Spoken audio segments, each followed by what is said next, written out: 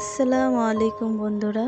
আজ আমি তোমাদের শোনাবো ছোট্ট আদরের একটি মজাদার গল্প। তোমরা কি তৈরি? চলো শুরু করা যাক।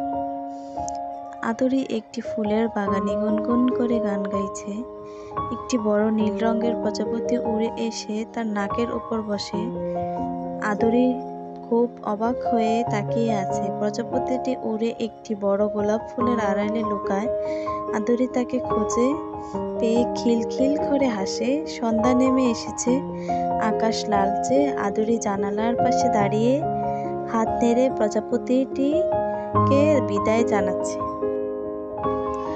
বন্ধুরা, আদরের গল্পটি তোমাদের কেমন লাগলো? যদি ভালো লাগে তবে ভিডিওটিতে একটা লাইক দিও।